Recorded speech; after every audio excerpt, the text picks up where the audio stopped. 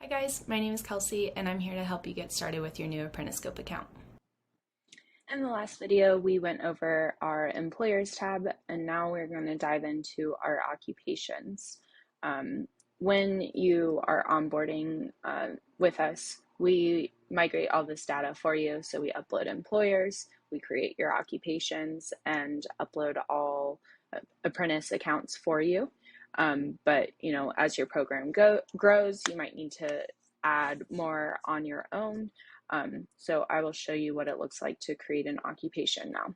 So obviously I'm in my occupations tab.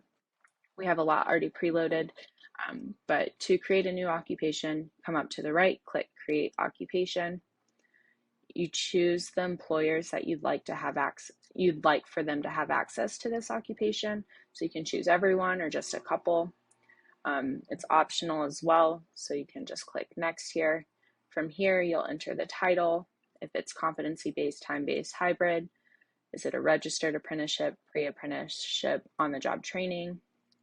You can enter compliance data like their RAPIDS code, their ONET code, the term of the apprenticeship, probationary period. Everything's pretty self-explanatory here. And then the next step after entering all these things will be creating that wage schedule. But same goes for occupations as anything else in the system. None of this is permanent. So after you create this occupation, you can edit everything that you inputted. So let's dive into a time-based occupation. So obviously it's been created, but I need to change a couple of the fields that I entered incorrectly at the beginning. So I come in here, click on the edit pencil, and now I can change all of these things. So, enter the wage, the employers with access. So if an employer logs in and they're like, hey, I don't see this occupation that we do support, you need to come into the occupation and give them access here. And then more of the compliance data down at the bottom. An occupation is also where the work process schedule, RTI, everything is set up as well. So I dive into the work process tab, and this is where all the competencies lie. So if I need to edit a competency, I simply click on it. I can change the hour requirement, add a description. You can also subcategorize a lot of these.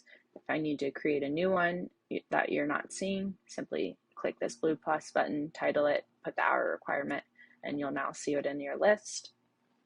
You can also update or we host behavioral competencies in the system if you ever test people out on behavioral evaluations. This is where it'll lie. And then also the RTI, the related and technical instruction. So all classes can be uploaded into the system, obviously with the hour requirement as well.